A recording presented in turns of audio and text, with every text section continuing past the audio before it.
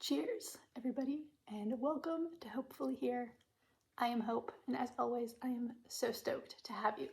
It is August 1st, which means we are in Women in Translation Month, and it's a really exciting reading challenge. It previously really took me out of my comfort zone. Translated fiction was not something I really paid attention to. I am better at reading translated fiction through the year now, and in fact, this month, I am not going to actively be participating in Women in Translation Month. I'm not going to be creating a TBR. I just have too much other stuff going on and it would not be setting myself up for success. But I do have the book Butter on my TBR. I do have it out from the library. So I will be reading this book, which is a book that's up for Women in Translation. And I also have another book called Blizzard, which I will get into. Because the point of this video is I have found the most incredible resource for finding books in translation. I generally go to, there's Jen Campbell on BookTube is very, very good at reading translated fiction, and I have found she's been a great resource for finding books to fulfill this kind of challenge for myself. But in researching Women in Translation Month this year, I found that there is actually a prize, and it is called the Warwick Prize for Women in Translation. And it is done through the fall. There don't appear to be specific dates, but previously it looks like the shortlist is announced kind of beginning in November, and then the winner is announced nearish the end of November. But the incredible thing that this prize does is it gives a list of every book that has been put up for this award. So for 2024, there is an eligible list of 147 titles of books translated for Women in Translation, and I just think that is such an invaluable resource in terms of finding books that maybe are not as popular on BookTube, or if you're looking for something from a specific language, whatever it is, if you're looking for books from a specific country, if you're doing the book from every country, it's just an incredible resource, and I thought we would go through it. Now, obviously, I'm not going to go through every one of these. I mean, I have on my own. I have notes on every single book, but there are 147 titles here, representing 58 countries and 35 languages. Obviously, I can't go through them all, but I will leave a link to this spreadsheet below. I will leave a link to the Warwick Prize homepage, and I will leave a link to the Women in Translation page. The Women in Translation very broadly is just women who have had books translated into English. That is the entire requirement for reading a book for Women in Translation Month. For the Warwick Prize, there are specific dates that they need to abide by because it is an annual award. It has to be written by a woman, but it can be translated by any gender, and it can be a classic, but it's the first time it's been translated in this way in English. So an example of that is Alba de Cespedes' book, what is it called? Her Side of the Story. Obviously is a classic, but it is up for the award in 2024 because of the time in which it was translated. That is a book that is very much on my radar to read because I loved her Forbidden Notebook and would like to read this book as well. I just don't know when. I think my goal might be to try to follow the prize rather than do actual Women in Translation Month. Potentially. We'll see how it goes. What I thought I would do is maybe just point out a few of these books because some of them are interesting and they're all books that I have not heard of before. There is definitely crossover between this list and the International Booker list. Kairos is on here. The Not a River book is on here.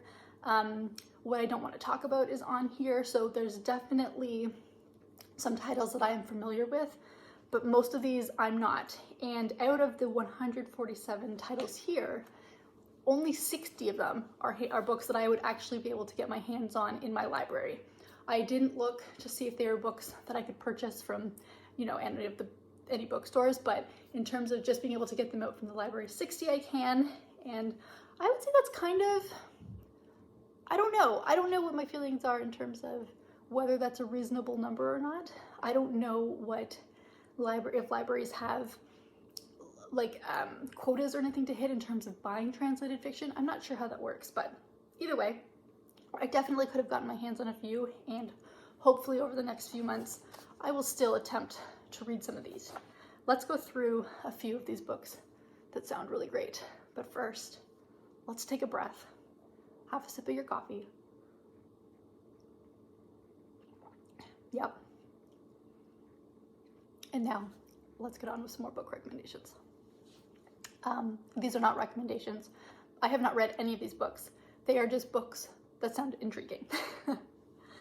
There is Another Person by Kang Ha-jil, and this is translated from the Korean by Claire Richards. And the little tagline on this is that it's a campus novel, and it is for if you were fans of If We Were Villains. Apparently this is probably got some dark academia vibes, and that is something that intrigues me greatly. I'm not going to go into huge synopses on these books either, simply because when I went through the entire list of 147 titles, I did not have the time to write out massive synopses. These are just like little blurb taglines that will hopefully pique your interest, and you can go look a little further into whether or not they're for you. We have About Uncle by Rebecca Gisler, and this is translated from the French by Jordan Stump, and this is about a woman who has to go back to a small town in order to help take care of her uncle. Sounds like it's going to be kind of reflective potentially, but interesting enough. There is a book called The Bankruptcy by Julia Lopez de Almeida.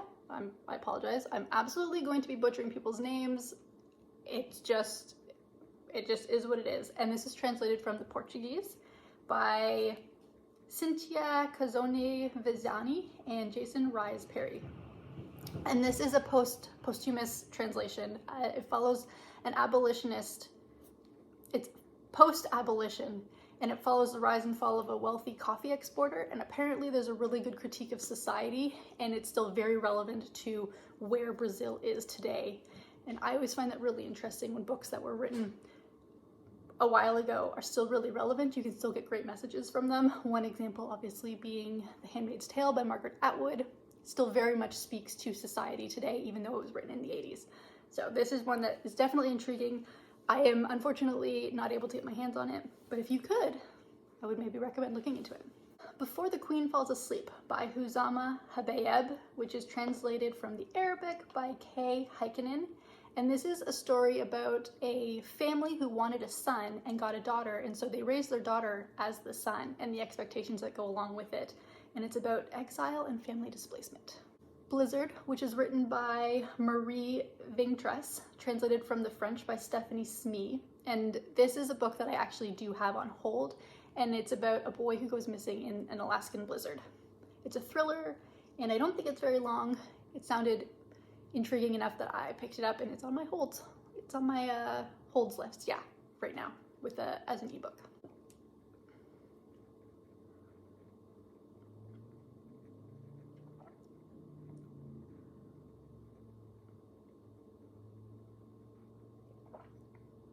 Dracula Park by Dana Gregosia, translated from the German by Imogen Taylor. And this book actually isn't out until November, but it sounds really interesting. A town has been turned into like a vampire theme park in order to bring in tourists, but apparently there's a pretty dark underlying thing happening in this town, and I think that sounds really fascinating.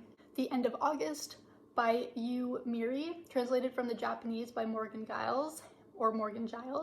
And this is about a woman who, I believe what it is she's trying to run a marathon, and in order to do that, she wants to like invoke the spirits of previous ancestors, and when she does, she summons these ghosts, but she needs to like uncover their stories in order for something to happen. It sounds very, I don't know if like not eerie, but reflective maybe, or it's about learning about the past. I'm not really sure exactly where the story is going to go, but I kind of thought the premise sounded unique enough that it would definitely be a book that I'd be interested in at least reading and checking out.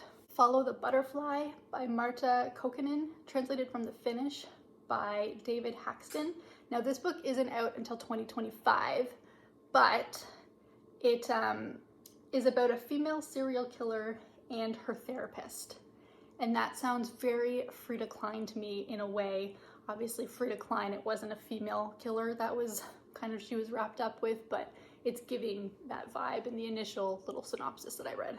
As I mentioned earlier, Her Side of the Story by Alba de Cespedes, translated from the Italian by Jill Faustin. It's about the complexity of the female condition in a backdrop of the World War II and the partisan uprising in Italy. Definitely keen to give that one a go. I should also mention on this list, it's fiction, there's nonfiction, there are graphic novels, there's YA, there's children books, so it is not limited to simply fictionalized stories. Everything is on here. I am just not particularly interested in like short stories and poetry, but if you are, you will get some on here. You will have to go searching because it doesn't tell you like what format the book is in, and I'm sorry, like that. It doesn't tell you what it is. And also in researching these books, it was sometimes hard to tell if a book was fiction or nonfiction based on the synopsis. So I'm just taking a wild guess. Kinderland by Liliana Korobuka. I'm sorry, I'm really sorry. Translated from the Romanian by Monica Cure, and this is a story about a girl who's left in charge of her two siblings because her parents have had to go to foreign countries to find work. And that sounds heartbreaking. Lost on Me by Veronica Ramo, translated from the Italian by Leah Yakezko, and it is a pointed, feisty, with comedic energy take on the uncertain enterprise of becoming a woman. So there we go. Mary, or The Birth of Frankenstein by Anne Eekhout, translated from the Dutch by Laura Watkinson, and this is a sapphic reimagining of Frankenstein. I've never read Frankenstein, but I feel like that's something that a lot of people could get behind. We have one called The Mirror of Simple Souls by Alice Kilder, and this is translated from the French by Susan Emmanuel.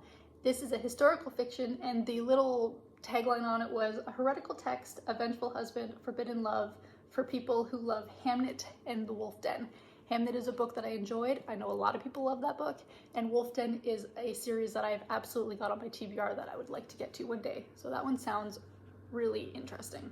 The Ridiculous Age by Margherita Giabino, translated from the Italian by Graham Anderson, and this is a tragic comedy about the challenges of old age.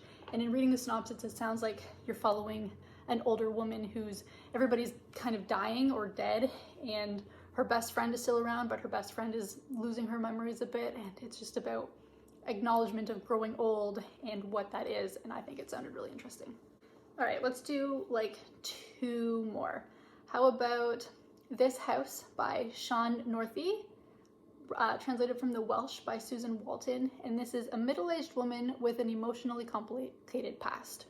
There was more to the synopsis than that, but that's what I wrote down, and it was definitely, I think, had just an undertone of a woman coming to terms with what her life was looking like because somebody comes into her life to disrupt it a little bit, I believe is what it was. The Time of Cherries by Montserrat Roig, translated from the Catalan by Julia Sanchez, and this is a Catalan classic. I don't have anything else written down there, but I always enjoy finding classics from other countries. I think they're really interesting to see the literature that other countries have found worth keeping around, worth keeping alive, and I was fascinated by that. So I'm going to stop there because, as I said, I could go on. Let's see if there's any that I have to tell you about. Oh, there is one more. It's called Yogurt and Jam, or How My Mother Became Lebanese, and this is by Lina Merej, translated from the Arabic by Nadia Abdulatif and Anam Zafar, and this is a graphic novel about, it's a memoir graphic novel, I believe, and Lina delves into her mom's life as a doctor during the Lebanese Civil War, and it's about having a hybrid identity, and it sounded really interesting as well. All these books obviously sounded interesting. Okay, but that is what I wanted to say. I just wanted to point to this resource as you go into Women in Translation Month. The Warwick Prize also has up all their previous, it started in 2017, so it has up all their previous long lists and short lists. Those are obviously worth looking into. It's just a plethora of books that I love because I haven't heard of a lot of them, and you could find whatever it is that you're looking for, whether it's a short story, nonfiction, memoir, graphic novel, kid's story, it's all there, and definitely worth taking the time to look through a little bit deeper. But that is all I have for today. I'm going to sit down, enjoy, have a coffee, and I don't know, chill. I hope you enjoy your day as well, and I will see you in the next video. Bye.